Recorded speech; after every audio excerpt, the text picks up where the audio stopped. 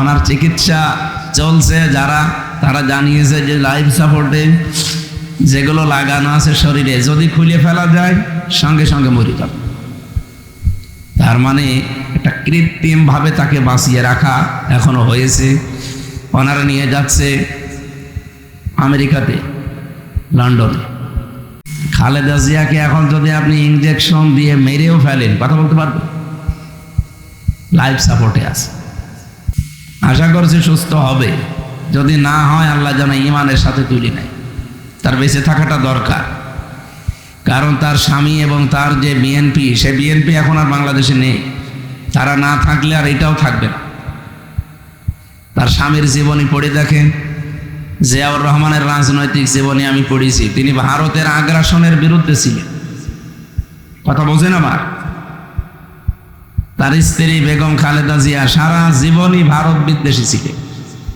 এ কারণেই তো হাসিনা তারা দেখতে পাচ্ছ। আজ বাংলাদেশের মেয়েদেরকে অনেকে জুজুর ভয় দেখাচ্ছে, অনেক রাম বাম আর অনেক মুনাফিক। ইসলাম যদি এই দেশে এসে যায়, তোমরা কিন্তু এভাবে আর খোলামেলা বেড়াতে পারবে না, তোমাদের ঘর বন্দি করা হবে। কে বলেছে আপনাকে?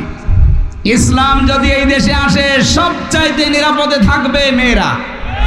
হ্যাঁ, কথা বলুন। আপনি নিয়ে এসে দেন না কেন? কোথা থেকে মেয়েদেরকে আল্লাহর নবী কোথায় পৌঁছিয়েছে, সেই নবীর হাদিস এখনো নেই। ইসলামটা শুধু এনে দেন। মেয়েরা আজ যে নির্যাতিত নিগৃহীত, ওই জায়গা থেকে ইসলাম তাদেরকে রানীর সিংহাসনে বসাবে ইনশাআল্লাহ। আমিরে জামাত ডাক্তার শফিকুর রহমান এই ঘোষণা দিয়েছেন, মেয়েরা যদি নিরাপত্তা, শান্তি, স্বস্তি পেতে চায়, ইসলাম এদেশে আসুক। ওরা আফসোস করবে এই 53 বছরের জন্য যে আরো আগে কেন ইসলাম দেশে কায়েম হইল না। সুতরাং যারা যে জোজোর ভয় দেখাচ্ছেন তাদেরকে, যে ইসলাম আসলে ঘরবন্দি হয়ে যাবা, যার যে স্বাধীনতা সেটা সে অর্জন করে তার মন মতো চলবে, কিন্তু শর্ত পর্দায় থেকে করা লাগবে। তখন এই হোস্টেলে নিজের চাচাতো বোন, মামাতো বোন, খালাতো বোন নিয়ে আপনি আর যেতে পারবেন না। অবৈধ ব্যবসাগুলো বন্ধ হয়ে গেলে, জেনা ব্যভিচার যেই দেশে বন্ধ হয়, ওই দেশে আল্লাহর রহমতের দরজা আল্লাহ খুলে দেয়। আশা করছি এইটা সামনে পরিবেশ আসতেছে। যদি আল্লাহ ইসলামে দেশে এনে দেয়, আল্লাহর কসম, এই পৃথিবীতে সবচাইতে বেশি শান্তিতে আপনার থাকবেন। ঘুষ চাওয়া, দুর্নীতি করা, চাঁদাবাজি করা, যদি কেউ শোনে যে চাঁদাবাজি করেছে, হাত ভেঙে ফেলা হবে। যদি শোনা যায় যে ঘুষ চেয়েছে, ওর হাত ভেঙে ফেলা হবে। ইসলামী রাষ্ট্রে এইটা। আল্লাহ যেন ওইটা আমাদের চর্ম চোখে দেখার তৌফিক দেন, বলেন আমিন। কিয়ামতের ওই কঠিন ময়দানের দৃষ্টান্ত দিচ্ছিলাম, যেহেতু তিনি আমাদেরকে ডাকবেন প্রথমে একা, এর সাথে নেতার সাথে, এর বাদে সবার সামনে। আল্লাহ রাব্বুল আলামিন ওই ময়দানে মাহশারে আমাদেরকে যেন অপমান না করেন। কিছু মানুষকে আল্লাহ মাফ করতে চাইবেন। হঠাৎ করে তাকে ময়দানে মাহশারে মানুষের সামনে থেকে বলবে, এদিকে আয়। পর্দার ভেতর থেকে আড়াল করে জিজ্ঞাসা করবে আস্তে আস্তে, এই হামজা, এই অপরাধগুলো করেছিলি? যেহেতু সব প্রকাশ হয়ে গেছে, সব সাক্ষ্য তার সামনে, তখন মাথা নিচু করে ওই বান্দা বলবে, আল্লাহ, হ্যাঁ আমি স্বীকার করলাম। এমন কাকত মিনতি আরম্ভ করবে, কারণ চারিদিকে তো কেউ নেই, পর্দা দিয়ে ঘেরা, শুধু আল্লাহর সামনে লোকটা একা। তাফসিরে মুফাসসির লিখেছেন, শেষ পর্যন্ত আল্লাহর রহমতের যে দরিয়া আছে, জোশ পয়দা হবে, ডাক দিয়ে বলবে, বান্দা, তোরে আফসোস, অনুশোচনার অনুকম্পা দেখে আমি তোরে এই মুহূর্তে নিজে দয়া করে মাফ করে দিলাম। হাদিসটা পড়ার পরে আমার মনে হয় মাঝে মাঝে আল্লাহ ওই জায়গায় যেন আমার মতো একজন থাকে, যে কাউকে নেই, স্রেফ একা, পর্দার ভেতরে ডাক দিয়ে আমাকে তুমি একা একা জিজ্ঞাসা করো, হামজা এই করেছিলি? আমি স্বীকারও করব, কারণ আমি এখনই স্বীকার করছি সবার সামনে যে আমি অপরাধী। কথা বলে না কেন? এই বাংলাদেশে যে তাওবাগুলো হয়, এখানে যারা ইমাম আছে, মসজিদে গেলে তাওবা পড়ায়, পীরের দরবারে তাওবা পড়ায়, এগুলো একটা তাওবার বাক্য, কিন্তু তাওবা এর নাম না। কোরআনে কারিমের সূরা জুমারের 53-54 নম্বর আয়াত ভালো করে তাওবা যদি কেউ করতে পারে, ওর জীবনের অপরাধগুলো আল্লাহ শুধু মাফ করবে না, পুরাটা মাফ করে জায়গাটা নেকি দিয়ে পাল্টিয়ে দেবে। আজকের এই ময়দানে এসে এই সুযোগটা কাজে লাগাতে চাই। যেহেতু এসেছি আমরা ভালো হওয়ার জন্য, কথা বলেন ঠিক কিনা? আজকে জীবনের অপরাধগুলো শুধু মাফ করে বাড়ি যাব তা না, যেহেতু তাওবা করলে অপরাধ শুধু মাফ হয়ে যায় না, ওই জায়গাটা আল্লাহ নেকি দিয়ে পুরা পাল্টিয়ে দেয়। আজকে যেন এইটা করে বাড়ি যেতে পারি। এটা সূরা ফুরকানের ভেতরে আছে 71 নম্বর আয়াতে, ফাউলাইকা ইউবাদদিলুল্লাহু সাইয়্যাতিহিম হাসানাত। দুইটাই বহু বছর। কোন মানুষ যখন ঈমান আনার পরে তাওবা করার সিদ্ধান্ত নিয়ে বাড়ি থেকে এই ময়দানে আসবে, ও যদি সত্যি একথা মন থেকে বলে, আল্লাহ আমি কিন্তু আজকে ভালো হয়ে যাব, আল্লাহ বলেন ওই মানুষগুলোর পেছনের অপরাধ সব আমি আল্লাহ আমার গফুর আর রহিম নামের খাতিরে মাফ করে জায়গাটা নেকি দিয়ে পাল্টে। আমার এই 32 বছর আমি যদি সত্যি এরকম মন নিয়ে আজকে এখানে তাওবা পড়তে পারি, যেটা কোরআনে কারিমের সূরা জুমারে আছে, ওই শর্তগুলো মেনে নিয়ে আমি 100% আজকে বিশ্বাস করতে পারি আমার 32 বছরের জীবনের অপরাধ আল্লাহ মাফ করে দিয়ে জায়গাটা নেকি দিয়ে পাল্টিয়ে দেবে। আর শুধুমাত্র পাল্টাবে না ওইটা যেটা হাক্কুল ইবাদ, আমার দ্বারা কোনো মানুষের অধিকার যদি নষ্ট হয়, ওইটা যতক্ষণ সেই লোকটা মাফ না করবে ততক্ষণ আমার মাফ নেই। কথা বলে না কেন? এই যে 18 সালে যারা দিনের ভোট রাতে করেছিলেন, এই মানুষগুলোকে আল্লাহ মাফ করবে না এই কারণে, কারণ এই অপরাধটা শুধু আল্লাহর কাছে করেননি, করেছেন আপনি আমার কাছে। আমার সাথে যে ওসি সাহেব ছিল জেলখানায় 3 বছর, আমারে মাঝে মাঝে বলতো, হুজুর এই নির্বাচনের আগে আমি নিজে দায়িত্বে ছিলাম, ওই ফেনীতে ছিল উনি, রাত 12টা থেকে আমার যে দলবল আছে এদেরকে নিয়ে আমি একেবারে শুরু করলাম আল্লাহর নাম নিয়ে, ফজরের আজান পর্যন্ত মারলাম। পুরাটা সিল শেষ করার পরে গোসল করলাম, ওযু করার পরে নামাজে দাঁড়ালাম আর বলছি আস্তাগফিরুল্লাহ। সে কি আর কি মারা জিনিস? কর্ম কি বিবেকে তো পরে আর মেনে নিল না যে করলাম কি। এর আগের রাতে টাকা দিয়েছিল, টাকাগুলো হালাল করার জন্য একেবারে 3-4 ঘন্টা ধরে লোকজন দিয়ে শুরু করেছিলাম, কিন্তু বিবেকটা আর মানে না। এই জন্য এখন তাওবা করছি। আমি বললাম এ তাওবা আপনার হয়নি, কারণ আপনি তো আল্লাহর অধিকার নষ্ট করেননি, আপনি হক নষ্ট করেছেন হামজার মতো লক্ষ মানুষ। আগে 18 কোটি মানুষের কাছে মাফ চাবেন, এরা যদি মন থেকে বলে ঠিক আছে মাফ করে দিলাম, তারপরে আপনার মাফ। ও লোকটা এখনো পর্যন্ত অনুশোচনা করে যে আমি করেছি কি। বলেন তো 18 কোটি মানুষের কাছে যে ওর মাফ চাওয়া সম্ভব? এর ভেতরে কত মানুষ তো মরে গেছে, তাদের কাছে আপনি যাবেন কি করে? এই জন্য হাক্কুল ইবাদ খুব সতর্ক এ বিষয়ে। আল্লাহর অধিকার আপনি নষ্ট করেছেন, সেটা আল্লাহ মাফ করে দেবে, কিন্তু বান্দার যে অধিকার হক, এটা যদি আপনার দ্বারা নষ্ট হয়ে যায়, আপনি বিশ্বাস করতে পারেন আমার কাছে না, কাবার ইমামের কাছে তাওবা করলেও আপনার মাফ হবে না। এবার আসেন তো তওবা এই দেশে যেভাবে মানুষকে আমরা শোনাই, বিভিন্ন দরবার থেকে, বিভিন্ন পীরের কাছ থেকে, বিভিন্ন হুজুররা, বিভিন্ন আলেমেরা, মসজিদের ইমাম খতিবরা পড়ায় কি আস্তাগফিরুল্লাহ হা রব্বি মিন কুল্লি যামবি ওয়া আতুবু ইলাইহি, এটা পড়ায় না? না, এটা একটা তওবার বাক্য। কোরআনে কারীম জানিয়েছে কেউ যদি তাওবা করতে চায়, এই ভালো করে শোনে, তাকে 2টা শর্ত মানা লাগবে আর একটা সময় মেনটেন করা লাগবে।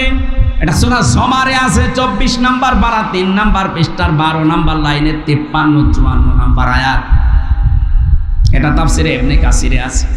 আল্লাহ পাক বলেন আনিবু ইলা রাব্বিকুম ওয়া আসলিমু লাহু মিন ক্বাবলি আইয়াতিয়াকুমুল আযাবু সুম্মা লা তুনসারুন। বলেন আল্লাহু আকবার। আমি যে 2টা শর্তের কথা বললাম, আমার বানানো না কোরআনে আছে? বলেন বলেন। আল্লাহ বলেন 1 নম্বরের শর্ত মানা লাগবে আনিবু ইলা রাব্বিকুম, যে লোকটা তার রবের দিকে ফিরে আসবে। ওয়াসলিমু লাহু মিন ক্বাবলি, আর আত্মসমর্পণ করবে রবের বিধান সামনে পেলেই।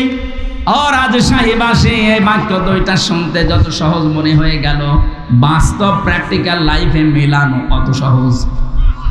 কেউ যদি বলে আমি আল্লাহর দিকে ফিরে আসলাম, তাহলে তার জীবনে সুদ থাকতে পারে, চাঁদাবাজি থাকতে পারে, বলেন? তার জীবনে ঘুষ থাকবে না, বেপরদা থাকবে না, অবৈধ কোনো ব্যবসা থাকবে না।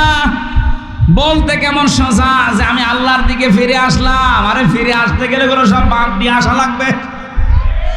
এবার বলেন তো তওবা হচ্ছে কিনা আমার?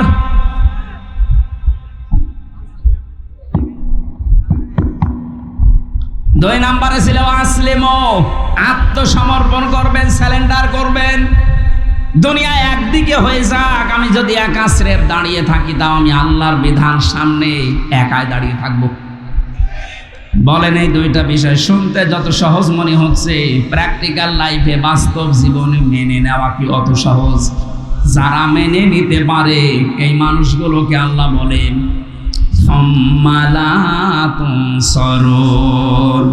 ওই আযাব আসার পূর্বে আপনাকে এই দুইটা শর্ত মানা লাগবে।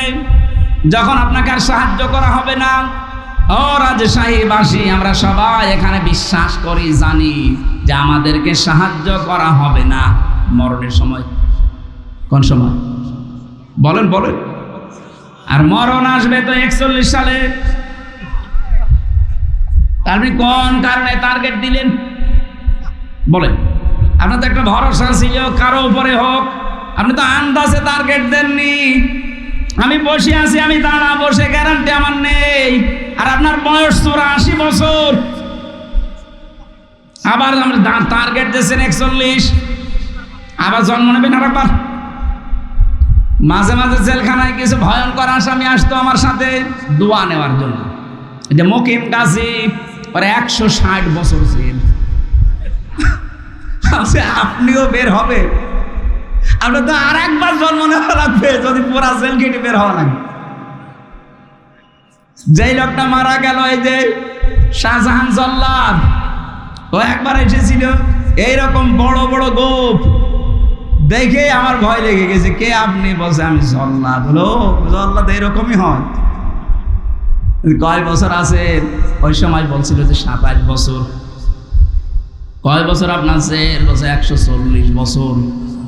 140 বছর আপনার জেল, এরপরও আপনি হাসি আনন্দে আছেন, বলছেন আমি আবার বের হব। আমার তো মনে হয় শাহজাহান জল্লাদের মতো ওই রকম চিন্তা ভাবনা আপনিও করেছিলেন যে 41 সাল। কি করে মানুষ আন্দাজে টার্গেট দেয়? হ্যাঁ, 1 সেকেন্ডের গ্যারান্টি আমার হাতে নেই, আর আমি টার্গেট দিয়ে ফেললাম 10-20 বছর, 15 বছর। শয়তানের 3টা কাজ আমি পড়া কোরআনে পেয়েছি বিশেষভাবে। আমার মনে হয় এটা বললে অনেক মানব শয়তানের সাথে মিলে যাবে, সে আবার মন খারাপ করবে। এটা সূরা আরাফের ভেতরে আছে। এই কোনো দিকে না, আপনি কোরআনের সাথে মিলাবেন। আল্লাহ রাব্বুল আলামিন বলেন ক্বালা ফাহাবিত মিনহা ফামা ইয়াকুনু লাকা আন তাতাকাব্বারা ফিহা ফাখরুজ ইন্নাকা মিনাস সাগিরিন। শয়তান যখন অহংকার করেছিল, আমি বললাম চাতুর হয়ে যা, কোন অহংকারীকে আমার জান্নাতে আমি জায়গা দেব না, বের হয়ে যা, এখান থেকে চলে যা। ফামা ইয়াকুনু লাকা আন তাতাকাব্বারা ফিহা, এখানে যারা আলেম আছেন দেখেন তো, তাতাকাব্বারা এটা মুসারে, বর্তমান, ভবিষ্যৎ, প্রেজেন্ট, ফিউচার। আল্লাহ বলেন এই শুধু এই সময় না, কিয়ামত পর্যন্ত কোনো অহংকারের জায়গা আমার এই মানানো জান্নাতে হবে না, বের হয়ে যা। ফাখরুজ ইন্নাকা মিনাস সাগিরিন, তোকে আমি দুর্বল করে দিলাম, নিম্নগামী করে দিলাম, ছোট করে দিলাম, অপদস্থ করলাম। কিয়ামত পর্যন্ত মানুষ শুধু করে গালি দেবে। আপনি দেখেন দুনিয়ায় অনেকে নিজে অন্যায় করে আর গাল দেয় শয়তানরে। ওই সময় শয়তান আল্লাহকে বলেছে, আল্লাহ আমি এত ইবাদত বন্দেগী করেছি, এত সেজদা দিয়েছি, বিনিময়ে তুমি আমারে কিছু দেবে না। তুমি তো ন্যায় বিচারক, একটা ন্যায় বিচার আমার উপরে করো। আল্লাহ বলেন কি চাবি বল। ও তিনটা জিনিস চেয়েছে। তাফসিরে আমি পড়েছি কিয়ামত পর্যন্ত যারা শয়তান মার্কা মানুষ তারা এই তিনটা জিনিস চাইবে। আপনি দেখেন আপনার সাথে আবার মেলে কিনা। এক নম্বরে শয়তান বলেছে কলাংযিরনি ইলা ইয়াউমি ইউবাসুন, হে আল্লাহ আমাকে তুমি ছাড় দাও, আমি বাঁচতে চাই, কিয়ামত পর্যন্ত আমার হায়াত বাড়িয়ে দাও। আল্লাহ বলেন দিলাম। মুফাসসির লিখেছেন শয়তান মার্কা মানুষগুলো দুনিয়ায় বেশি দিন বেঁচে থাকার আকাঙ্ক্ষা পেশ করে। আর আপনি তাকান তামাম দুনিয়ার অবস্থা এক, শয়তান মার্কা মানুষগুলো বেশি দিন বেঁচে থাকে। এত মানুষ মরে, শয়তানের মরণ নেই, আরো বৃদ্ধি বাড়ে। দুই নম্বরে শয়তান বলেছে ক্বালা ইন্নাকা মিনাল মুনযারিন, আমাকে ছাড় দাও। শুধু তা না, আমি অর্থ চাই, টাকা চাই, সম্পদ চাই, ক্ষমতা চাই। এই যে তাকান দুনিয়ার দিকে, ক্ষমতা টাকা পয়সা যাদেরই বেশি ওরা আল্লাহ রাসূলের বিরুদ্ধে বেশি। তিন নম্বরে শয়তান বলেছিল ক্বালা ফাবিমা আগওয়াইতানি লাআকুদান্না লাহুম সিরাতাকাল মুস্তাকিম, হে আল্লাহ আমি কিন্তু কিয়ামত পর্যন্ত হায়াত পেয়েছি, ক্ষমতা টাকা পয়সা চেয়েছি এমনি না। তোমার যে বান্দা বান্দীদের কারণে এই মানানো জান্নাত থেকে আমার বিদায় করে দিলে, যেখানে আমার ঘোষণা দিলে যে আমাকে জাহান্নামে দেবে, এই জাহান্নামে যাওয়ার জন্য আমি একা না, ভালো ভালো রাস্তার মোড়ে মোড়ে আমি বসে বসে ওত পেতে থাকবো। তোমার এই বান্দা বান্দীদেরকে আমার সাথে যেন আমি নিয়ে যেতে পারি। এই জন্য শয়তান কোনো খারাপ রাস্তায় থাকে না। আপনি সিনেমা হলের সামনে যান, রাজশাহী শয়তান পাবেন না, কারণ ও জানে যে এখানে যারা আসবেন আমার ভাইরা ভাই। কথা বলেন না কেন? শয়তান থাকে কোথায়? কোরআনে কারিম শোনানো হচ্ছে এই জায়গায়, বিভিন্ন মোড়ে শয়তান বসে আছে, সে মানুষ হোক আর জিন হোক। আসতে গেলে এই বান্দা বান্দীদেরকে ধোঁকা দেয় যে এখানে যাবা, এখানে রাজনীতি হবে। কথা বলেন না কেন? অথবা এমন কোন কাজে আপনাকে জড়িত করে রাখবে, কোরআন যেন আপনার এই কর্ম করে না যায়। হয় বাদাম খাওয়াবে, নাই গল্প গুজব করাবে, নাই বিভিন্ন উল্টা পাল্টা কাজে লাগাবে। এখানে কি সবাই আল্লাহর কোরআন শোনার জন্য এসেছে? কত মানুষ এসেছে তার বান্ধবের সাথে দেখা করার জন্য। বলে সুবহানাল্লাহ। এরকম মানুষ দেশে আছে না? এখানেও আছে। কথা বলে না কেন?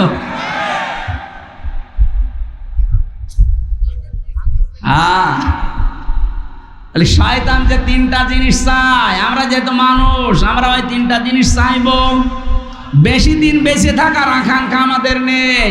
আমাদের আকাঙ্ক্ষা এই, মুমিন যত তাড়াতাড়ি বিদায় নিতে পারবে তত তাড়াতাড়ি সে আল্লাহর সাথে সাক্ষাৎ পাবে। বিশ্বনবীকে অফার দেওয়া হয়েছিল, আপনি যদি বাঁচতে চান আপনাকে আমি ছেড়ে যাব। আজরাইল এসে বলছে, হযরতে আজরাইলকে নবীজি বললেন আমি যদি বাঁচতে চাই তাহলে কতদিন? বলে যতদিন ইচ্ছা থাকতে পারবেন। তারপরে কি হবে? বলে মরা লাগবে। মরাই যদি লাগে আমি আর বাঁচতে চাই না।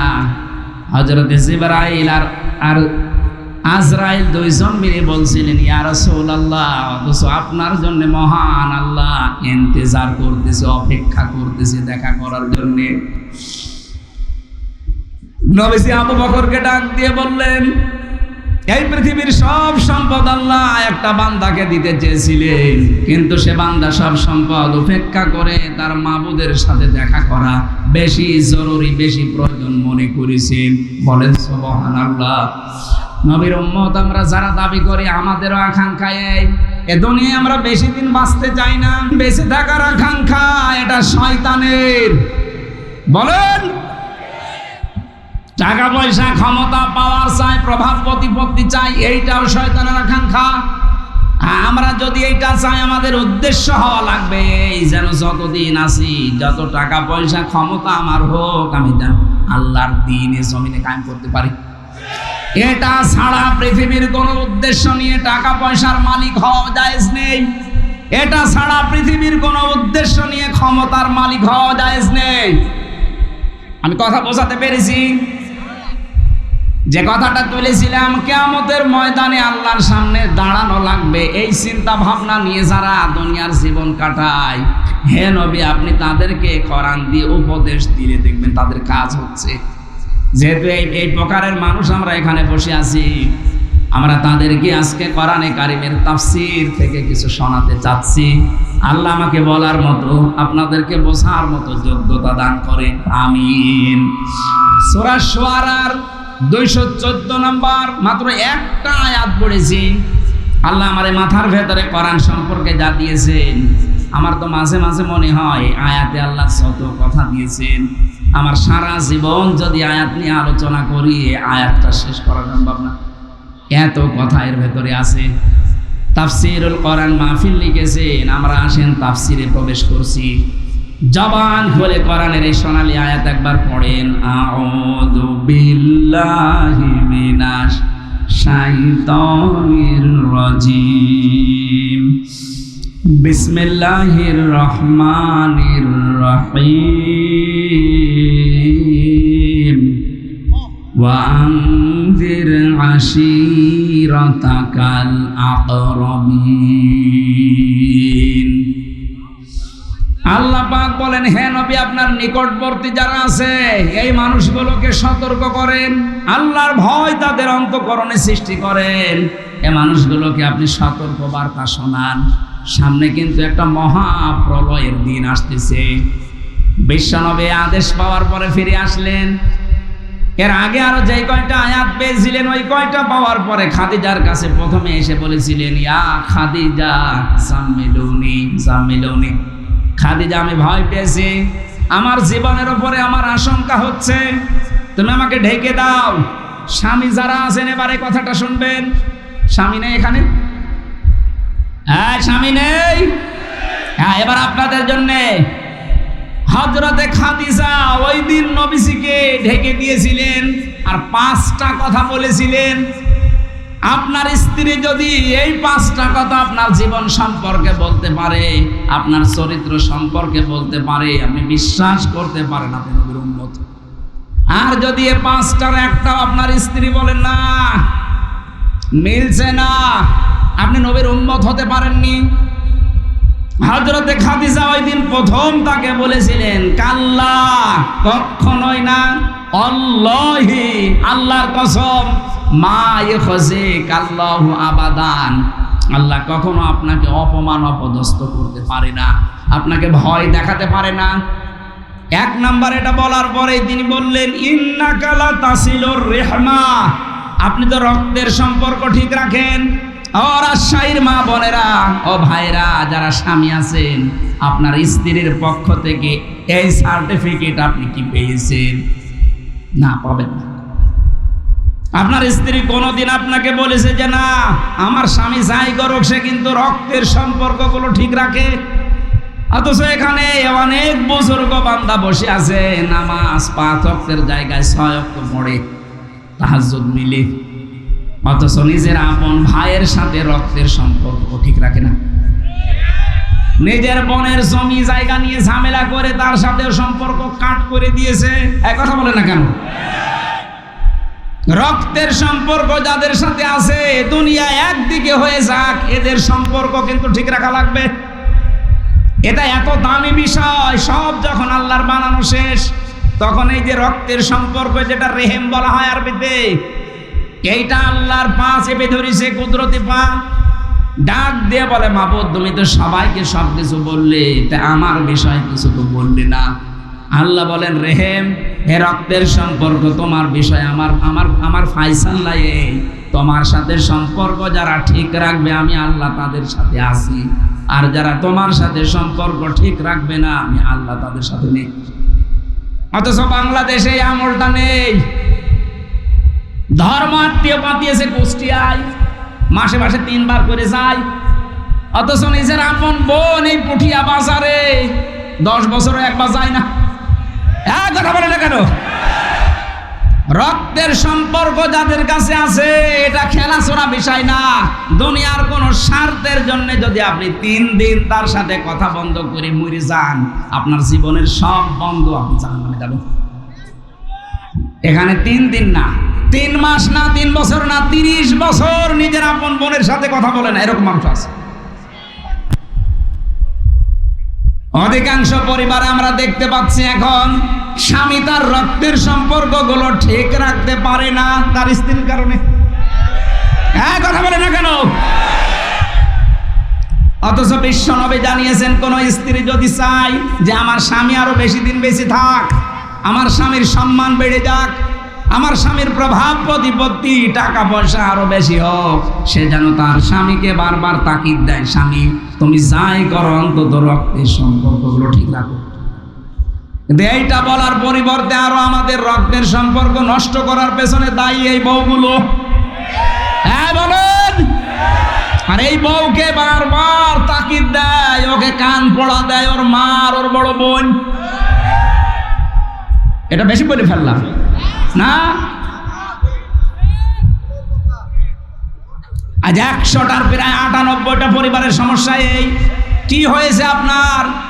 আপনি নিজের মা বাবার জন্য খরচ করলে তো স্বামীকে বাহবা দেন, আর তার নিজের মা বাবা তাকে যে 25 বছর পর্যন্ত শ্রম দিয়ে দিয়ে মানুষ করেছে, তার ওই বোনটা, তার ওই ভাইটা, চাচা, ফুফু, তাদের জন্য কিছু করলে আপনার মন পাওয়া যায় না।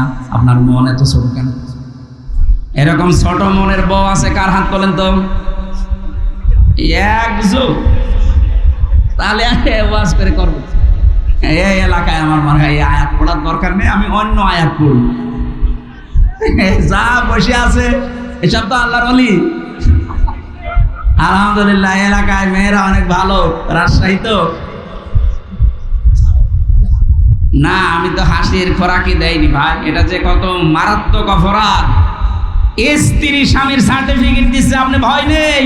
আল্লাহ আপনাকে কখনো ভয় দেখাতে পারে না। জিন, ভূত, পরী আর মানুষের কোনো ভয় আপনার কলিজায় আল্লাহ দিতে পারে না, কারণ আপনি রক্তের সম্পর্ক ঠিক রাখেন।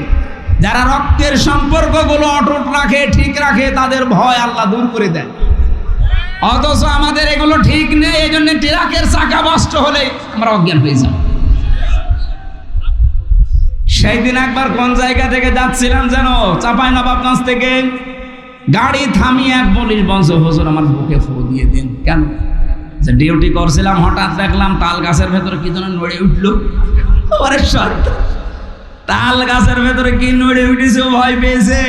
তো ভয় তো পাবে, কত মানুষের অধিকার নষ্ট করছে না। সম্মানিত মা বোনেরা, মনটা উদার করে। কয়দিন থাকবেন দুনিয়ায় বলেন তো? এই কয়দিনের জন্য আপনার বিশাল আখেরাত আপনি নষ্ট করে ফেলছেন। মনে করছেন এইটা আর কি দুনিয়ার কাজ। কে বলেছে দুনিয়ার কাজ? এইটা দিয়ে আপনার আখেরাত তৈরি হবে। অনেক শাশুড়ি পাওয়া যায়, তারা দেখে মাঝে মাঝেই বলেন, আমার এই জামাইটা খুব ভালো, শুধু আমার মেয়ের কথা শোনে, এরকম জামাই দেশে নেই। আর আমার ওই যে ছেলেটা, ওইটা একটা বলদ, হারামজাদা। কেন? ও খালি ওর বর কথা শুনতে। আরে আপনার জামাই তার বর কথা শুনলে সে আল্লাহর ওলি, আর আপনার ছেলে ওর বর কথা শুনলে আপনার সমস্যা। যে সমস্ত ছেলেরা নিজের স্ত্রী নিয়ে সন্তুষ্ট আছে, বাইরের কোনো দিকে খেয়াল করে না, সেই ছেলে নিয়ে আপনার মা বাবা তাদের আরো গর্ব করা উচিত। সন্তান যদি স্ত্রীর কাছে একটু সময় বেশি দেয়, তাকে ভালোবাসা আদর বেশি করে, মা বাবার আর অনেকের মন পাওয়া যায় না, বলে বউ আমার ছেলেকে দখল করে ফেলিস। আপনার তো আর 2 রাকাত নামাজ পড়ে দান সাদকা করা উচিত, যে আমার ছেলেটা অন্তত বাইরে লাইন করে না। কথা বলে না কেন? 1 নম্বরের স্বামী ওইটা উত্তম স্বামী, যে মানুষের রক্তের সম্পর্কগুলো ঠিক রাখে। আর এইটার জন্য যারা সাহায্য করতে পারে, সেটা আপনার স্ত্রী, আপনার শাশুড়ি, আর শাশুড়ির বড় মেয়েটা। অনেকের হয়তো বড় যে শেষ নেই, তারা বেশি গেছে। 2 নম্বরে নবীজির স্ত্রী বললেন, স্বামী আমার ভয় পাবেন না, আপনার কোনো ভয় নেই, আপনাকে আল্লাহ অপমান অপদস্থ করবে না। অতাকসিবুল কাল্লা, অতাহমিলুল কাল্লা, হাদিসের 2 নম্বর পয়েন্ট এটা। অতাহমিলুল কাল্লা, আপনি মানুষের বোঝা বহন করেন, দুঃখের বোঝা, ঋণের বোঝা, বিভিন্ন কষ্টের বোঝাগুলো আপনি বহন করেন। আপনাকে আল্লাহ কোনো বোঝা দিতে পারে না। অথচ বাংলাদেশে আল্লাহর নবীর উম্মত অনেক দেখেছি, তারা মানুষের বোঝা হালকা করা দূরের কথা আরো বোঝা চাপিয়ে দিয়েছে। 15.5 বছরে প্রশাসন বলেন, বিচার ব্যবস্থা বলেন, তাকান এদের দিকে, কত মানুষের বোঝা এরা আরো হালকা করা দূরের কথা আরো ভারী করে দিয়েছে। বিনা কারণে বাড়ি থেকে একটা ছেলেকে আপনি তুলে নিয়ে গেলেন, ওই পরিবারে একটা বোঝা তৈরি করে দিলেন। যিনি পালিয়েছেন তার দিকে তাকান, লক্ষ কোটি কোটি টাকা নিজের দলের লোকের নামে, আত্মীয় স্বজনের নামে বাইরে পাঠিয়ে দেশটাকে একটা ঋণের বোঝা দিয়ে গেলেন। এদেশে এখন কেউ জন্মগ্রহণ করলে তার মাথার উপরে 1 লাখ টাকা ঋণ। এক কথা বলছেন, এই যে 1570 জন মানুষ মারা গেল, 2780 জন মানুষ এখনো হাসপাতালে বেডে কাতরাচ্ছে। কারো 2 হাত নেই, কারো পা নেই, কারো চোখ নেই, কারো অন্ডকোষ নেই। এই মানুষগুলো তার পরিবারের জন্য মা বাবার কাছে বোঝা না, ভাই বোনের কাছে বোঝা না। কথা বলেন না কেন? এই বোঝা যিনি দিয়ে গেলেন উনি নবীর উম্মত দাবি করতে পারেন। নবীর উম্মতের বাইরে যারা আছে তারা কি? সে যা বলেন বলেন। নবীর উম্মত হতে হলে আপনাকে মানুষের বোঝা হালকা করা লাগবে। সে ঋণের বোঝা হোক, দুঃখের বোঝা হোক, কষ্টের বোঝা হোক, আর আপনি বোঝা দিয়ে গেলেন। এই 2780 জন মানুষ সারা দেশে যারা যারা এভাবে পঙ্গু হয়েছে আপনার কারণে। এই মানুষগুলো এখন দেশের জন্য, পরিবারের জন্য, সমাজের জন্য বোঝা। এক কথা বলেন না কেন? আপনার ভেতরে ভয় তৈরি হবে না, হবে কার? ভয়েই তো পালিয়েছে। আল্লাহ বলেন যারা মানুষের বোঝা হালকা না করে আরো চাপিয়ে দেয়, বোঝা ভারী করে দেয়, তাদের ভেতরে বিভিন্ন ভয় আমি তৈরি করে দিই। এজন্য খাবার খাবে, 5টা মিনিট জাতির উদ্দেশ্যে কিছু লিখবে, সে সময় আল্লাহ দেয়নি, ভয়ে তাড়াতাড়ি বন নিয়ে পালিয়েছে। পরের পয়েন্টগুলো স্বামীকে বলছে, স্বামী তাকসিবুল কাল্লা তাকসিবুল মাদুমা, হে স্বামী আপনি ভয় পাবেন না, আপনি তো বস্ত্রহীনকে বস্ত্র দান করেন, উলঙ্গ মানুষকে আপনি কাপড় পরান। আর এমন মানুষ আমরা দুনিয়ায় পাচ্ছি যারা জাতিকে আরো উলঙ্গ করে দিয়ে গেল। জাতির লোককে পোশাক পরানো দূরের কথা, জাতির লোককে আজ উলঙ্গ করার চেষ্টায় আছে। এই যে নাটক সিনেমার মাধ্যমে কি মানুষকে পোশাক পরায় না পোশাক খোলে? আরো জোরে বলেন।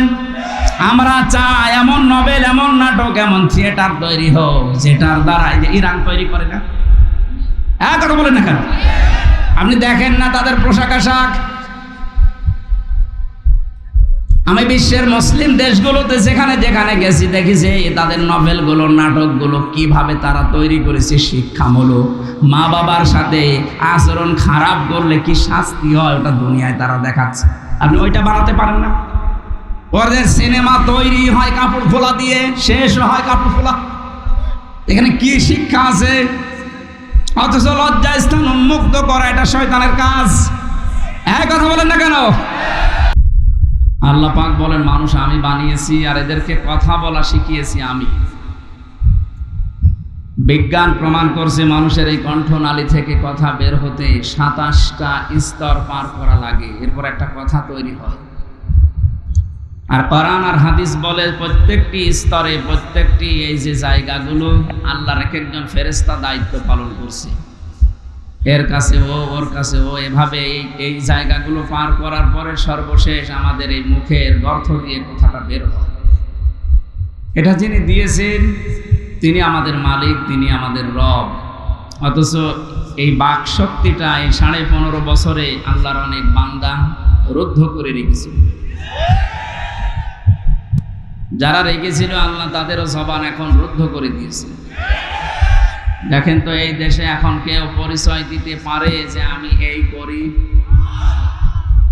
ওর আমার মনে হয় পিটিয়ে মেরে ফেলবে মানুষ। এটা করেছে এই কারণে যে আপনি আল্লাহর বিধানে হাত দিয়েছেন। আল্লাহ বলেন আমি মানুষ বানালাম, তারে কথা বলা শিখালাম আমি, আর আপনি তার কথা বলা বন্ধ করে দিলেন। হালাতা আলাল ইনসানি হাইনুম মিনাদ দাহারি লাম ইয়াকুন শাইয়্যাম মাযকুরা। পৃথিবীতে এমন সময় তোর জীবনে ছিল যখন উল্লেখ করব এমন কিছু ছিলি না, সেখান থেকে আমি আপনি তোকে হামজা বানালাম। নেই থেকে শুরু করে একটা অস্তিত্বে নিয়ে আসলাম। এখানে কারো ভূমিকা নেই। মা বাবার ভূমিকা কি? তারা বিছানায় ছিল। কথা বলে। তারা বিছানায় ছিল এতটুকু, বাকি যা করার কে করেছে বলেন তো? ওনার বড় নিয়ামত 5টা মানুষের জন্য: শ্রবণ শক্তি, দর্শন শক্তি, বাক শক্তি, আকেল শক্তি আর জ্ঞান শক্তি। এর ভেতরে এই যে বাক শক্তি, যেটা দিয়ে আমরা কথা বলছি, এটা যারা বন্ধ করে দিয়েছিলেন এতদিন, যাদের মাধ্যমে আল্লাহ এটা আবার আমাদেরকে উন্মুক্তভাবে কথা বলার পরিবেশ তৈরি করে দিলেন, যেই মানুষগুলো জীবন দিলেন, প্রায় 1570 জন মানুষ জীবন দিয়েছে এই জুলাই আগস্টে এই বিপ্লবে। 2780 জন এখনো হাসপাতালের বেডে কাতরাচ্ছি। এই গণহত্যার সাথে যারা জড়িত এই মানুষগুলো এখনো মাঝে মাঝে দেখি এদের মাথা খারাপ হওয়ার কারণে উল্টাপাল্টা বকতেছে। বিশেষ করে এই 2 দিন স্বৈরাচারের বানানো যে অবৈধ একটা রাষ্ট্রপতি, হ্যাঁ অবৈধ, কারণ সরকারও ছিল অবৈধ, ওনার দ্বারা যা বানানো হয়েছে সবগুলো অবৈধ। এই চোপ্প মিয়া উনি 5 তারিখে আগস্টে নিজে ঘোষণা দিলেন যে আমার কাছে পদত্যাগপত্র জমা দিয়ে গেছে, আমি গ্রহণ করেছি। এই 2 মাস 8-10 দিন পরে আপনাকে কোন পাগলে কামড় দিয়েছে? হঠাৎ করে আপনি পাল্টিয়ে গেলেন, পাগলা কোত্তায় কামড় দিয়েছে। একজনের গরু হারিয়েছিল, লোকটা ঊর্ধ্বশ্বাসে দৌড়াচ্ছে, রাস্তায় ওর ছেলের সাথে দেখা। ছেলে ডাক দিয়ে বলছে, আব্বা তুমি এত জোরে কোথায় যাও? বলে, আরে ভাই গরু হারিয়েছে। ও বলছে, বাপ আমারে ভাই বললো, একটা কথা হইল, আমি এই জীবনই রাখবো না। বাড়িতে যেয়ে বলছে, মা আমি মারা যাবো। মারা যাবো আমার? যে আব্বা আমারে ভাই নিয়ে গেছে, একটা কথা বলছে। মুসলমান ভাই ভাই ঠিক আছে, তাই বলে বাপ আমার ভাই ডাকবে, আমি এ দেশে আর থাকবো না, আমি মারা যাবো, আপনি আমার অনুমতি দিন। ভাই দাঁড়া, আগে ও বেটা আসুক। বাড়িতে আসার পর বলছে, ওগো তুমি নাকি ছেলেকে ভাই বলে ফেলিস? জ্বরে মা গরু হালারে এরকম। মাত্র একটা গরু হারিয়ে যদি নিজের বউকে মা বলে ফেলে, ছেলেকে ভাই বলে ফেলে, যাদের রাজত্ব হারিয়ে গেছে, এত সুন্দর বানানো, ওদের মাথা ঠিক থাকার কথা, এই কারণে মাথা ঠিক। আল্লাহ রাব্বুল আলামিন 1500 বছর আগে, আমার তো কোরআনে সূরা আনআমের 44 নম্বর আয়াত পড়ার পরে মনে হয় যে এদের জন্যই মনে হয় আল্লাহ এই আয়াতটা বানিয়েছে। একটু বাংলাটা শোনেন, দেখেন কেমন মিলে যায়, খাপের খাপ মমতাজের বাপ। আল্লাহ পাক বলেন, ফালাম্মা নাসমা দুকিরু বিহি ফাতাহনা আলাইহিম আবওয়াবা কুল্লা শাই। যখন ওই মানুষগুলো আমি আল্লাহর নিয়ম নীতি ভুলে গেল, আমার বিধানের কথা যখন তাদের আর মনে নেই, ফাতাহনা আমি নিজে তখন খুলে দিলাম, আলাইহিম তাদের উপরে, আবওয়াবা কুল্লা শাই, বাবের বহুবচন আবওয়াব, যত শান্তির দরজা আছে, যত প্রভাব প্রতিপত্তি ক্ষমতা টাকা পয়সা, এগুলোর দরজা আমি সব খুলে দিলাম।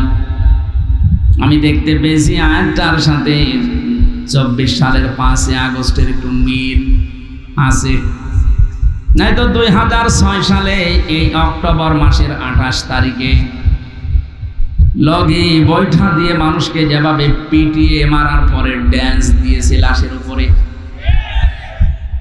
এটা পৃথিবী দেখার পরে হতভম্ব হয়ে গেছে যে মানুষ।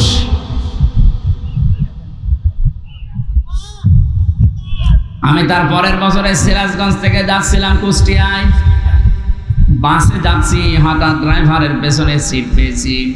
ড্রাইভার সাহেব দেখলাম রাস্তার মাঝে একটা কুকুর আছে, ওর উপর দিয়ে না দিয়ে বাম দিয়ে চালিয়ে দিল, গাড়িটা একটা ঝাঁকি দিয়েছে। বললাম, ভাই আপনি এমন করলেন কেন? এখনই তো অ্যাক্সিডেন্ট হয়ে যেত। ড্রাইভার আমারে বলছে, দেখেন না একটা মরা কুকুর পড়ে আছে। আমি ডবল করে ওর গার উপরে চাকা চালাবো, আমার বিবেক নেই? আরে ভাই তো মরা কুকুর, ও মারলে কি আর না মারলে কি? ড্রাইভার এবার আমার দিকে ঘুরে বলছে, হুজুর আপনি কি আসলে হুজুর? আপনি কেমন হুজুর?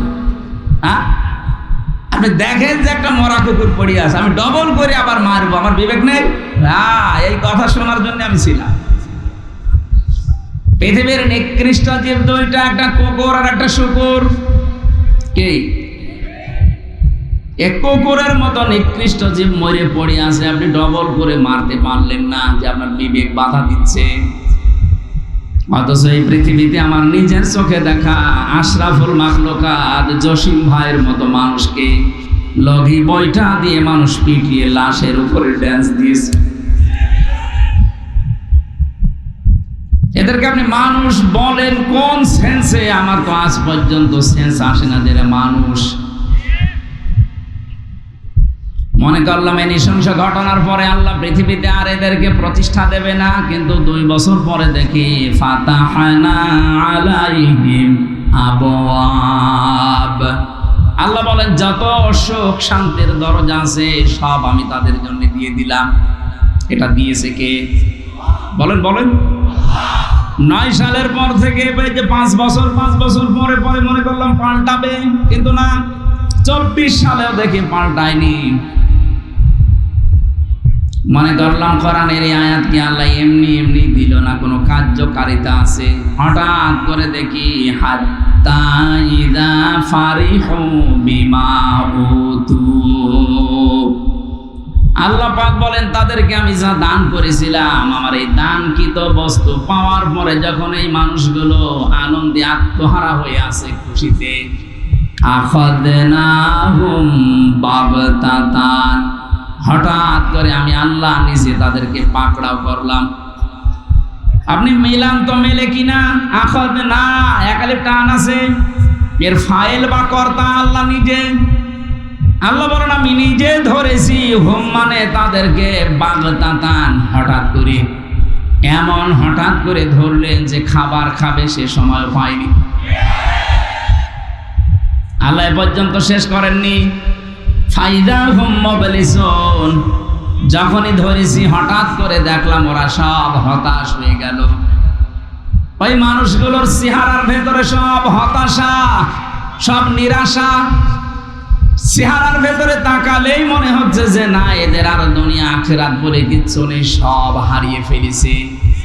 আমার তো 5 তারিখের পর থেকে পর্যন্ত সেটাকেই দেখি চেহারা দেখে এই আয়াতের সাথে মিলে যাচ্ছে।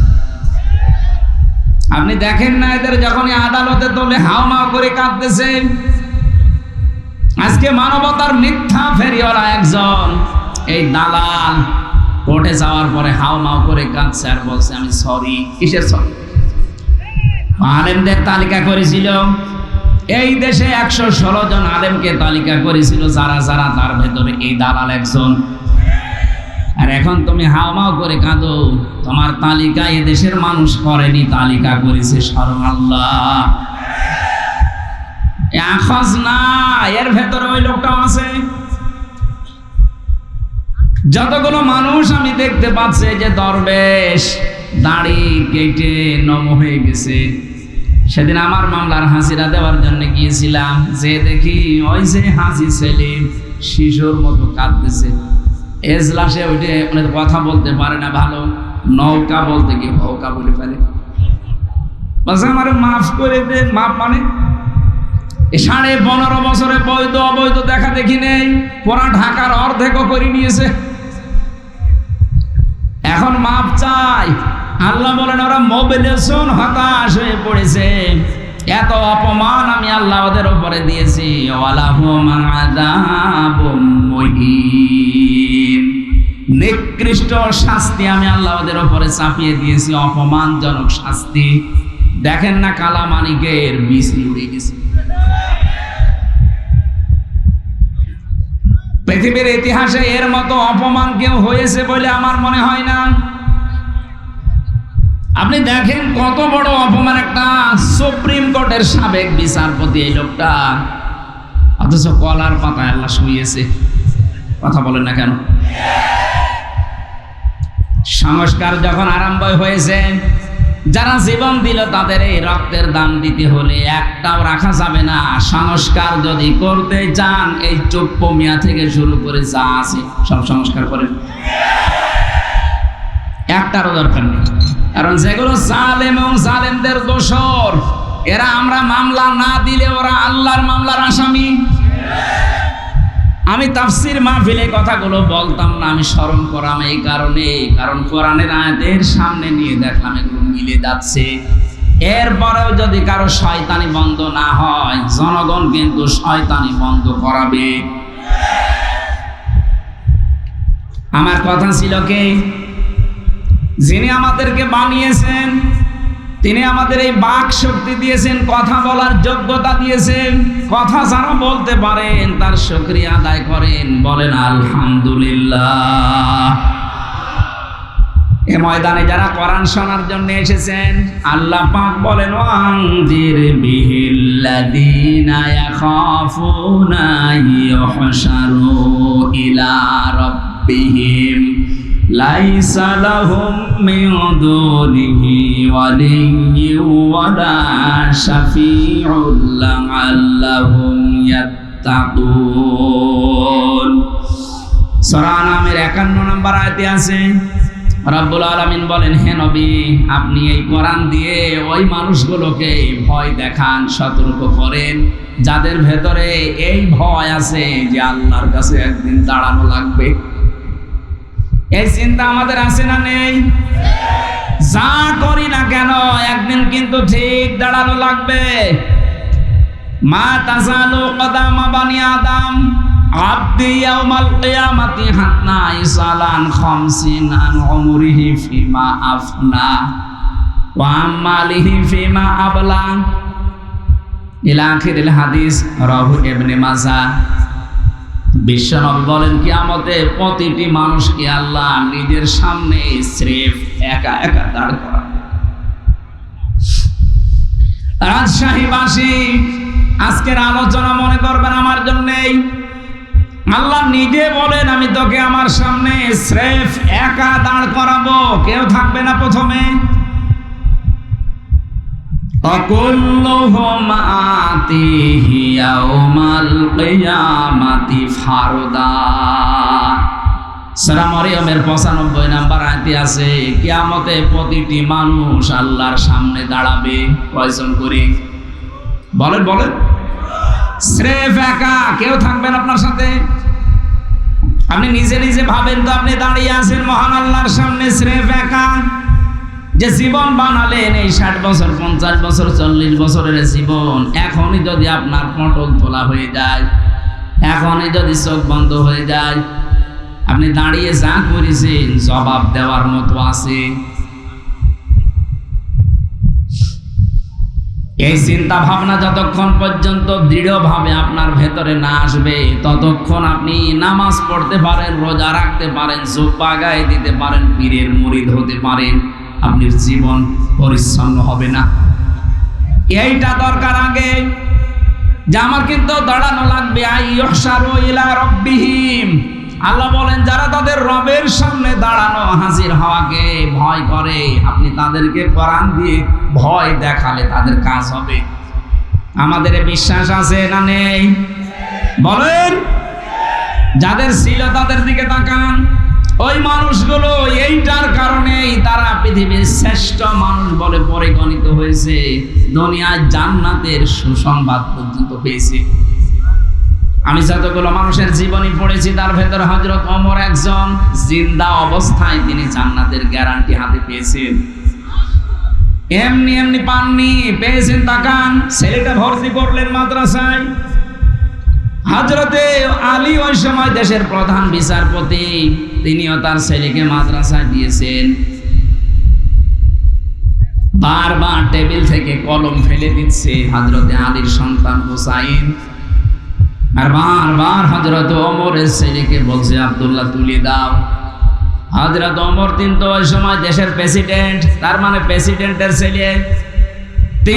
তিনবার কলম ফেলে দেওয়ার পরে উনি বলেই ফেললেন, বারবার কলম ফেলে দেওয়ার মানে তুলতে বলো, আমি কি চাকর তোমার খাদেম নাকি আমি? হযরতে হুসাইন তিনিও রাগ করে বললেন, তুমি তো শুধু খাদেম না, তুমি খাদেমের বাচ্চা। উনি রেগে গেছেন। বাড়িতে যেয়ে ডাক দিয়ে বলে, আব্বা আমি আর মাদ্রাসায় যাব না, কেন কি হয়েছে? হুসাইন আমাকে গালি দিয়েছে, তোমাকেও। আমার চাকরের বাচ্চা, খাদেমের বাচ্চা যাচ্ছে তাই বলেছে, তুমি যদি বিচার না করো মাদ্রাসায় যাব না। হযরত ওমর জ্ঞানী ছিলেন, বুদ্ধিমান ছিলেন, বললেন ঠিক আছে বিচার এখন না, জমার দিন করা হবে। জমার দিন তিনি সবাইকে নিয়ে যখন খুতবা দিচ্ছিলেন, হঠাৎ করে আলোচনা বন্ধ করে বললেন, কই হুসাইন, এই তো সামনে আসো। তুমি আমার সন্তান আব্দুল্লাহকে ক্লাসের ভেতরে গালি দিয়েছো, চাকরের বাচ্চা, গোলামের বাচ্চা, খাদেমের বাচ্চা। হা দিয়েছি। কেন দিলে? হযরত হুসাইন ডাক দিয়ে বলে, খলিফা বুকে হাত দিয়ে বলেন তো, আপনি কি আমার নানার খাদেম ছিলেন না? হযরত ওমরের কথা বন্ধ হয়ে গেছে। তাই তো, আমি তো এইভাবে ভাবি নাই। বললেন, হোসাইন তুমি যেটা বললে এটা কি লিখে দিতে পারবা? কাগজ কলম নিয়ে আসেন। খেজুরের পাতা নিয়ে এসেছে, উনি লিখে দিলেন, ওমর আমার নানার খাদেম ছিল, আমি দেখেছি। হোসাইন ইবনে আলী, সই করে দিলাম। কাগজটা হাতে নিয়ে হযরত ওমর সমা খেলেন, ডাক দিয়ে বলেন, নবীর সাহাবীরা যান, বিচার হয়ে গেছে। হযরত আব্দুল্লাহ তো ছোট মানুষ, বলে, বাবা তুমি তো এখনো বিচারই আরম্ভ করলে না, হয়ে গেল কি করে? তুমি হোসাইনকে কিছু বলবা না? হযরত ওমর চোখের পানি ফেলে দিয়ে বলে, সন্তান, যে বিচার করেছি দুনিয়া না আখিরাতের কাজে লাগবে। আমি যখন মারা যাবো এই কাগজটা আমার কাফনের ভেতরে দিয়ে দিও। ময়দানে মাশারে যখন আল্লাহর সামনে আমি দাঁড়াবো, মহান আল্লাহ আমার পেছনের জীবন দেখে যদি বলে না একটাও আমার ভালো লাগে না, তখন এই কাগজটা দেখাবো। রব্বুল আলামিন আমার জীবনের কিছু যদি তোমার পছন্দ না হয়, কাগজটার দিকে তাকাও, তোমার নবীর নাতি লিখে দিয়েছে আমি নবীর খাদেম ছিলাম। এই ওসিলা হলে আজকে তুমি ময়দানে আমারে মাফ করে দাও। রাজশাহীবাসী তারা কোন সেন্সে ছিল, আমরা আছি কোথায়? আপনি স্রেফ একা ভাবেন নিচে দাঁড়াবেন আল্লাহর সামনে, এটা বলতে যত সহজ মনে হচ্ছে, শুনতে যত সহজ মনে হচ্ছে, বাস্তবতা অত সহজ না। আপনি ভাবেন তো নিজে দাঁড়িয়ে আছেন সরাসরি আল্লাহর সামনে। দুনিয়ার বিচারকদের সামনে বহু কিছু মিথ্যা সত্য উলট পালট করা যায়, গোপন করা যায়। এমন জায়গায় দাঁড়িয়ে আছেন যেখানে সত্য মিথ্যা না সব সাক্ষী আল্লাহ নিজেই। আপনার শরীর পর্যন্ত সাক্ষী দেবে। এজন্য কাবা যারা তাওয়াফ করে দেখলাম ষষ্ঠ চক্করে একটা দোয়া পড়ে, কাবা শরীফ সামনে নিয়ে বলা হয়, আল্লাহুম্মা ইন্না আলাইয়া হুকুকান ফীমা বাইনি ওয়া বাইনিকা। ডাক দিয়ে বলা হচ্ছে, রব্বুল আলামিন এই কাবার মালিক তুমি, আমি তোমার গোলাম, তোমার ভিত্ত, আমি তোমার চাকর, তোমার বান্দা, এসেছি সেই বাংলাদেশ থেকে। আমি বান্দা হিসাবে তুমি তো বহু কিছু আমাকে দিলে, কিন্তু তুমি যে আমার মালিক সেই হিসাবে জীবনে আমি কিছুই তোমাকে দিতে পারিনি। আমার দেওয়ার মতো, দেখানোর মতো আজকে আমার হাতে কিচ্ছু নেই, তবে একটা জিনিস আমার হাতে আছে, তুমি আমারে মাফ করে দাও। কোন জায়গায় দাঁড়িয়ে বলছেন এই কথা আপনি টের পাচ্ছেন? কাবার সামনে নিয়ে আল্লাহর ঘরকে। 16 সালে হজে যাওয়ার পরে এইটা আমি শিক্ষা ওই দিন থেকে নিয়েছি। মাঝে মাঝে যখন একা একা থাকি ভাবি, আল্লাহ এখনই যদি মারা যায়, তুমি যদি বলো হামজা তোরে 2024 সালের অক্টোবরের 1 তারিখ পর্যন্ত মাফ করে দিলাম, যা তোর এই 32 বছরের হিসাব দেওয়া লাগবে না, যা মাফ করে দিলাম। শুধু 2 থেকে এই 22, এই 21টা দিনের হিসাব দিয়ে বাড়ি চলে যা। আমার বানানো জান্নাত আছে, তুই ওখানে চলে যা, শুধু 21 দিনের হিসাব দে। আমার যা জীবন, আমার 21 দিনের হিসাব দেওয়া সম্ভব না। আপনারা পারবেন না? আপনারা পারবেন। বিশ্বনবীর মতো মানুষ প্রতিদিন কমপক্ষে 100 বার করে এটা বলতেন, আল্লাহুম্মা, হে আল্লাহ তোমার কাছে আমি সবচাইতে বেশি চাই এটা, যে তুমি যাই করো আমার হিসাবটা সহজ করে দিও। কিয়ামতের ময়দানে আল্লাহ যখন বিচার ব্যবস্থা বসাবেন, হিসাব এই শব্দটা শুনতে যত সহজ মনে হয়, বিষয়টা অত সহজ না। আল্লাহর বিচারে কিন্তু অবিচার বলে কিছু নেই। আল্লাহর বিচারে অবিচার আছে? নেই। আল্লাহর বিচারে যদি কেউ ন্যায় বিচার মনে করেন যে আল্লাহ ন্যায় বিচার করো, আপনি বাঁচবেন না। ন্যায় বিচার করলে পৃথিবীর কেউ জান্নাত পাবে না। প্রশ্ন আসতে পারে, ন্যায় বিচার করলেও যদি জান্নাত না পায়, জান্নাত পাবো কি করে? একটা কায়দা আছে, আল্লাহ যদি মাফ করে দেয়। কথা বুঝতেছে? তাছাড়া নিজের যত ইবাদত বন্দেগী বলেন না কেন, এইটার উপরে নির্ভর করে জান্নাত আপনি হিসাবে দিতে পারবেন না। আল্লাহর এক বান্দা 1000 বছর ইবাদত বন্দেগী করার পরে বনি ইসরাইলের লোক এইটা মনে মনে ভেবেছিল যে আমি যা করেছি আমি জান্নাত না যেতে পারবো না। কিয়ামতে আল্লাহ বিচার ব্যবস্থা তৈরি করেছেন, ঘুমের ভেতরে তার স্বপ্নে দেখাচ্ছেন যেন বিচার কায়েম হয়ে গেছে। আল্লাহ তারে ডাক দিয়েছে সামনে, ডাক দিয়ে বলে, বান্দা তোর জীবনের উপর আমি খুশি, মাফ করে দিলাম, তুই জান্নাতে চলে যা। লোকটার মনের ভেতরে একটু অহংকার, এত কিছু করলাম, 1000 বছর দিনের বেলা আমি রোজা রাখতাম আর জিহাদের ময়দানে কাটাতাম, আর রাতের বেলা তাহাজ্জুদের পার্টিতে কাটিয়েছি, আর আল্লাহ আমারে কিছু না বলে বললো মাফ করে দিলাম, জান্নাতে চলে যা। একটা কথা হলো, ধন্যবাদ দেবে না? আল্লাহ পাকের মনের অবস্থা বুঝতে পেরে ফেরেশতাকে বলে, জাহান্নামের যেখানে গরম উঠতে থাকে, হিট, ওই জায়গার পাশ দিয়ে একটু ঘুরিয়ে নিয়ে আয়। পাশ দিয়ে ঘোরাচ্ছে, হঠাৎ করে পিপাসা, ছাতি ফেটে যাচ্ছে, কলিজা। ডাক দিয়ে বলে, ভাই ফেরেশতারা আমার একটু পানির ব্যবস্থা করেন, আমি আর বাঁচতে পারি না। দুনিয়া না, এটা মাংনা পানি পাওয়া যাবে না, ফ্রি পানি পাওয়া যাবে না, পানি পেতে চাইলে আমাদের কিছু দেওয়া লাগবে। কি দেবো? আমার পিছনে 1000 বছর ইবাদত বন্দেগী করলে 500 বছরের ইবাদত আমাদের দিয়ে দাও। ঠিক আছে, দিলাম, আগে পানি দেন। পানি খাবারের পরে মানুষের প্রসাবের প্রয়োজন দেখা দেয়। প্রসাব যখন লেগেছে বলে, আমি প্রসাব ফেরবো, আমার জায়গা ঠিক করে দিন। এখানে এরকম কোনো জায়গা নেই, ব্যবস্থা করতে পারি, ওই বাকি 500 বছরের ইবাদতের সওয়াবও দেওয়া লাগবে, আমার জীবন বাঁচে না। মানুষের যখন হুঁশ হারা হয়ে যায় তখন দিক দাঁড়া ঠিক থাকে না, তাড়াতাড়ি বলছে, নেন, আমার আগে ব্যবস্থা করে দিন। প্রসাব করার পরে আল্লাহ ডাক দিয়েছেন, বান্দা 1 গ্লাস পানি ভেতরে ঢোকালে আর 1 গ্লাস বের করে ফেলে দিবে। এইটার জন্য জীবনের সব কিছু তুমি দিয়ে দিলে, প্রতিদিন এই 1000 বছরে কিছু না করলো 1 গ্লাস পানি খেয়েছো, প্রতি গ্লাসের জন্য এরকম 500 বছরের ইবাদত দেওয়া লাগবে, তারপরে জান্নাত যা। এখানে বিষয়টা অনেক জটিল এবং কঠিন। খলিফাতুল মুসলিমিন হযরত ওমরের মতো মানুষ এই শব্দটাকে সামনে নিয়ে যদি এই চিন্তা ভাবনায় থাকে, আমাদেরও কোনো চিন্তা আসার দরকার আছে না? নেই। এজন্য কিয়ামতে আল্লাহ কাউকে দল সহ ডাকবেন না, প্রথমে ডাকবেন স্রেফ কয়জন করে? একা। বলেন বলেন। এই আয়াত থেকে প্রমাণ পাওয়া যায় বাংলাদেশ, ভারত, পাকিস্তানে এই 3টা বিষয় বেশি। যারা বলে যে কিয়ামতে আমার বাবা যান, আমার দাদা যান, লক্ষ লক্ষ মুরিদ নিয়ে উঠবে, এটা ডাহা মিথ্যা কথা, এটা আয়াতের সাথে মেলে না। আপনি যদি প্রমাণ করতে পারেন কিয়ামতে এক একজন পীর লক্ষ লক্ষ মুরিদ নিয়ে মিছিল করতে করতে উঠবে, তাহলে এই আয়াত কেটে বাদ দিয়ে দেন।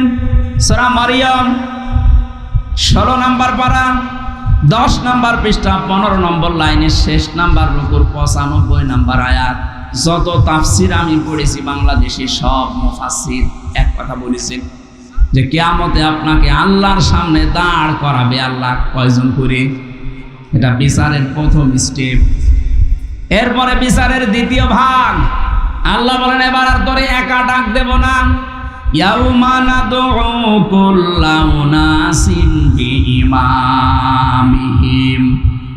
সূরা বানী ইসরাইল 71 নম্বর আয়াতের প্রথম অংশে আছে, 15 নম্বর পারা 8 নম্বর পৃষ্ঠা 3 নম্বর লাইনে আছে। এটা ফি জিলালিল কোরআনে পাবেন তাফসিরে। আল্লাহ পাক বলেন কিয়ামতে প্রতিটি মানুষকে এবার দ্বিতীয় স্টেপে আর একা ডাক দেওয়া হবে না। প্রতিটি, এই শব্দটা শুনে কি রাজনীতি মনে হচ্ছে? নেতা এই শব্দটা শুধু দুনিয়ার সাথে জড়িত না, এটা আখিরাতের সাথে জড়িত। সত্যি কথা বলছে, যদি দুনিয়ায় যদি এটা শেষ হয়ে যেত, কসম এই আয়াত আমি পড়তাম না।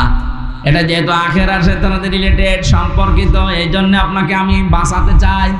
যাদের নেতা ঠিক নেই, আশা করছি আপনি ঠিক করবেন। নেতা ওইগুলো নয়, যেই মানুষগুলো দুনিয়ার ময়দানে ইসরাফ করে, যে মানুষগুলো দুনিয়াতে বিনা কারণে অপচয় করে, অপব্যয় করে আর ফাসাদ সৃষ্টি করে, শান্তি প্রতিষ্ঠার জন্য কাজ করে না। এটা আমি মানালাম।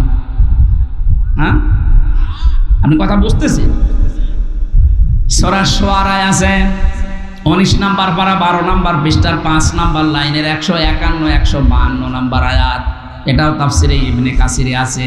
ওয়ালা তুতিউ আমরাল মুসরিফিন আল্লাযীনা ইউফসিদুনা ফিল আরদি ওয়ালা ইউসলিহুন। বলেন আল্লাহু আকবার।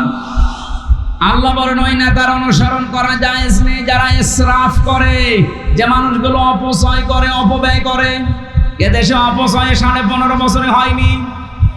বলেন, একটা ব্রিজ বানাতে যদি 1 কোটি টাকা বাজেট করা হয়, অন্তত 4 বার 5 বার নিয়ে আসা হয় ওটার বাজেট। অথচ প্রথমে 1 কোটি টাকা যা দিয়েছে ওটা হয়ে যাওয়ার কথা ছিল। আপনি যে অপচয় করলেন, এইরকম যদি সামনে কেউ করে, ওই রকম নেতার অনুসরণ করা জায়েজ নেই, হারাম। পরের শব্দ আরো কঠিন, আল্লাযীনা ইউফসিদুনা ফিল আরদি, জমিনে যারা ফাসাদ সৃষ্টি করে। ফাসাদ কি? না না, ফাসাদের 9টা ব্যাখ্যা আছে তাফসিরে। 1 নম্বরে ফাসাদ মানে মানুষের তৈরি করা নিয়ম নীতি, আইন কানুন। রাজশাহী বাসী কোরআন হাতে নিয়ে বলছি, আল্লাহর কসম আমি আপনাদের বাঁচাতে চাই। আল্লাহ বলেন আল্লাযীনা ইউফসিদুনা ফিল আরদি, জমিনে যারা ফাসাদ সৃষ্টি করতে চায়, এর 9টা অর্থ আছে। 1 নম্বরে যারা মানুষের তৈরি করা আইন কায়েম করতে চায়, এদের অনুসরণ করা হারাম। এটা এ পর্যন্ত থাক, বাইরে যেন নিয়ে যাবেন না। না না, বাইরে নিয়ে দরকার নেই, এ পর্যন্ত থাক। সুতরাং বাস্তবতা এইটা, যারা শান্তি স্থাপন করার জন্য কোনো ভূমিকা রাখে না, যত অশান্তির কারণ, এই মানুষগুলোর অনুসরণ করা জায়েজ নেই, এটা হারাম। এরপরও যদি কারো বিবেক না খোলে, আমার মনে হয় ওর বিবেকের ওপরে কুকুরে পোশাক করেছে। অবশ্য ঠিক, কোন পাগলের পাল্লায় পড়লাম বলে তো।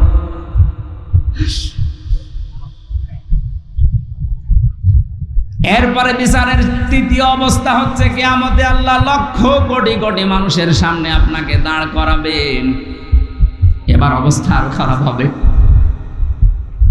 এজন্য মাঝে মাঝে মনে হয় আল্লাহ নামের আগে আলেম লিখে দিয়েছে, মানুষেরা আলেম মনে করে।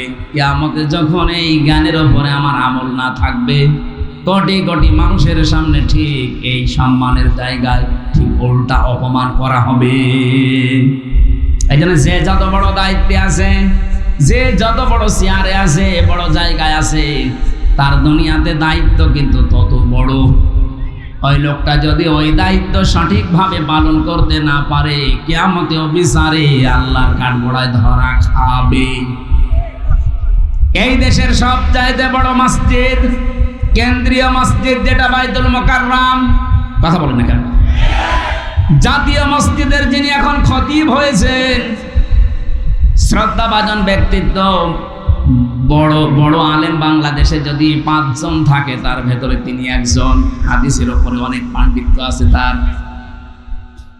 আল্লামা মুফতি আব্দুল মালিক হাফিজাহুল্লাহ, ওনার এখন সব চাইতে বড় দায়িত্ব হচ্ছে ওই ময়দানে, ওই জায়গায় বসে এই জাতিকে সংশোধনের জন্য যত সঠিক হক, এই কথাগুলো তুলে ধরা। খতিব ওবায়দুল কাদের কে? খতিব ওবায়দুল্লাহ সাহেব যেভাবে তুলে ধরতেন, ওবায়দুল হক। আমার মনে হয় এখন আমরা যে খতিব পেয়েছি একজন যোগ্য, আমরা চাই এই যোগ্যতা তিনি যেন কাজে লাগান। এতদিন যাদের পেয়েছিলাম তারা জালেমদেরকে নাম দিত কওমি জননী। জনগণ পিটিয়ে বিদায় করেছিল, এত জোতা মেরেছে তার দিকে জনগণ। ও বলছে না, আমার গায়ে কোনো জোতা লাগেনি। আপনি এইরকম কথা বলতে পারলেন? আমরা আশা করছি, আকাঙ্ক্ষা করছি, তামান্না করছি, যিনি আমাদেরকে এখন পথ দেখানোর জন্য দায়িত্ব নিয়েছেন কেন্দ্রীয় মসজিদের, তার ভূমিকাও হবে ঠিক ওই রকম। কথা বলেন না কেন? ওখানে থেকেও যদি জাতিকে সংশোধনের কথা, সঠিক কথাগুলো তুলে ধরতে না পারে, কোনো ভয় যদি পেছনে কাজ করে, তাহলে ওই জায়গায় বসে থেকেও জবাব দেওয়া লাগবে কিয়ামতে। আমার মনে হয় জাতীয় মসজিদের এই কথাগুলো বিভিন্ন মিডিয়ার মাধ্যমে সারা দেশের মানুষের কাছে যেমন পৌঁছায়, ওনার দায়িত্বটা এখন অনেক বেড়ে গেছে। নামাজ পড়া যে এরকম ফরজ, কি কথা বলে না কেন? ঠিক এইরকম ফরজ এই পৃথিবীতে আল্লাহর দ্বীন কায়েম করা। নামাজ পড়া ফরজ, নামাজের এই 27টা শিক্ষা, এইগুলো আমরা অনেককেই বলতে দেখি। দ্বীন কায়েম করা ফরজ, এই কথা অনেকে তো বলেই না, আর বলতে গেলেই মানুষ রাজনীতি মনে করে। বিশ্বনবী 13 বছর মার খেয়েছিলেন মক্কায়, এই কথাগুলো বললে অনেকে কান্নাকাটি করে। অথচ উনি যে 10 বছর মদিনার রাষ্ট্রপ্রধান ছিলেন, এই কথা বলতে গেলে এটা রাজনীতি। আমি তাদের উদ্দেশ্যে একটা ছোট্ট কথা বলছি, কয়েক মিনিটে খেয়াল করবেন। আমি গতানুগতিক কথা বলছি না, চিন্তা ভাবনা করে বলছি। আমি দেখতে পাচ্ছি এই চরিত্রের মানুষ এই দেশে এখন বাড়তেছে।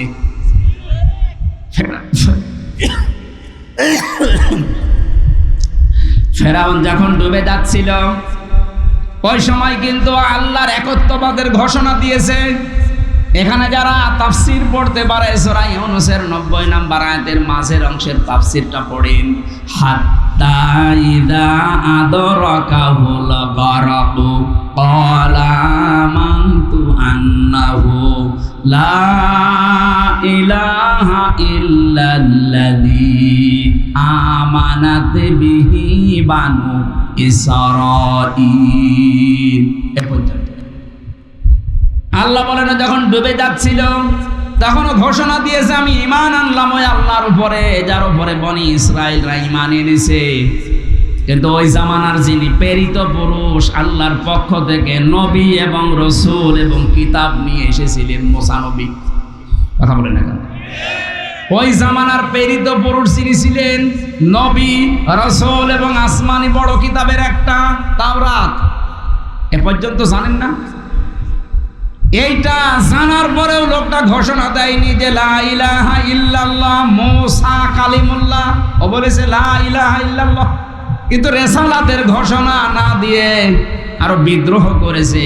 আমানাত বিহি বানু ইসরাঈল দিয়েছে, যে বনি ইসরাইলরা যার উপর ঈমান এনেছে আমি তাকে বিশ্বাস করি। কিন্তু এ জামানার যিনি প্রেরিত পুরুষ আমি তাকে মানি না, কারণ তার সাথে দ্বন্দ্ব ছোটবেলা থেকেই। এই কথা বলেন না কেন? বুঝতেছেন আপনি আয়াতটা? ও যখন রেসালাতের ঘোষণা দেয়নি, এই মানুষটাকে আমার আল্লাহ গ্রহণ করবে না, এজন্য জিবরাইলকে বলেছে ওর মুখের উপরে কাদা দিয়ে দে। এটা তাফসিরে ফি জিলালিল কোরআনে পাবেন। মুখের উপরে যখন কাদা দিয়েছে তখন আর কথা বলতে পারেনি, ওই পর্যন্ত শেষ। এখানে প্রায় 28টা বিষয় লেখা আছে তাফসিরে, একটা একটা করে। আমি কয়েকটা শিক্ষার জন্য বলছি, একটু মিলা। এই লোকটা কিন্তু আল্লাহর একাত্মবাদ বিশ্বাস করেছে, ঘোষণাও দিয়েছে, কিন্তু রেসালাতের ঘোষণা দেয়নি। আজ বাংলাদেশ, ভারত, পাকিস্তানে অনেক মুসলমান আমরা দেখতে পাচ্ছি। আমি অন্যান্য দেশের ব্যবস্থা ভালোভাবে দেখেছি। কিছুদিন আগে আমি কয়েকটা দেশ ঘুরলাম, ও দেশে তো অবস্থা ওই রকমই। ওগুলো আমাদের বিষয় না, আমাদের দেশেরটা বলছি। এদেশে 96% মুসলমান আমরা। অনেকেই বলে আমি নামাজ পড়ি, রোজা রাখি, হজ করে এসেছি, আমি দান সাদকা করি। বলেন তো এই যে 4টা বিষয় বললাম, এ হুকুমগুলো কার? আরো জোরে বলেন না। আমি আলেমদেরকে এবার জিজ্ঞাসা করব, পেছনে কথা বলছেন না, কথা বলুন, মাফ করবেন, কথা বলবেন না। এই যে 4টা বিষয় বললাম, লোকজনকে জিজ্ঞাসা করলে বলবে আমি নামাজ পড়ি, রোজা রাখি, হজ করে এসেছি, দান করি। এই 4টা বিধানই কার? এই 4টা হুকুম কার? আরো জোরে বলেন কার? আপনি তো এই কথা বলেন, স্বীকারও করেন যে আমি তো মানি। এদের রাসূলের 10 বছরের জিন্দেগি, যেটা তিনি রাষ্ট্র চালিয়েছিলেন রাষ্ট্রপ্রধান হয়ে, আরে ভাই, রাষ্ট্রপ্রধান হলে রাজনীতি করা লাগে না? কথা বলেন না কেন? এইটা করে উনি যখন রাষ্ট্রপতি হলেন, দেশ চালালেন 10 বছর, এই কথাগুলো যখন সামনে নিয়ে আসা হয় তখন বলে এটা তো দুনিয়ার বিষয়, এটা রাজনীতি। আল্লাহর কসম, এরকম মনোভাব যাদের, তাদের মরণ হবে ফেরাউনের মতো। নেন এবার কোন হুজুর নিয়ে আসবেন এই আয়াতের ভুল বের করে। যদি দেখেন না ভুল ধরার কায়দা নেই, তাহলে আপনাকে মেনে নেওয়া লাগবে। আল্লাহর বিধান আপনি যেইভাবে মানেন, রাসূলের বিধানও ঠিক ওইভাবেই মানা লাগবে। কারণ রাসূলুল্লাহকে আল্লাহ শরীয়ত প্রণেতা বানিয়েছেন। আপনি যদি কিয়ামত পর্যন্ত বলেন লা ইলাহা ইল্লাল্লাহ মুহাম্মাদুর রাসূলুল্লাহ স্বীকার না করেন, আপনি মুসলমান না। হ্যাঁ, কথা বলেন না কেন? সুতরাং লা ইলাহা ইল্লাল্লাহ ফেরাউনের মতো আপনি মানেন, বিশ্বাস করেন, কিন্তু এই জামানার প্রেরিত পুরুষকে মুহাম্মাদুর রাসূলুল্লাহ, কিয়ামত পর্যন্ত তিনি। সুতরাং তার আদর্শ যদি কেউ না মানে, তার কথা বলতে গেলে রাজনীতি মনে করে উড়িয়ে দেয়, আপনি বিশ্বাস করে নিতে পারেন আপনার মরণ হবে। নামাজ পড়ে, রোজা রেখে, হজ করে, দান করে ফেরাউনের মতো।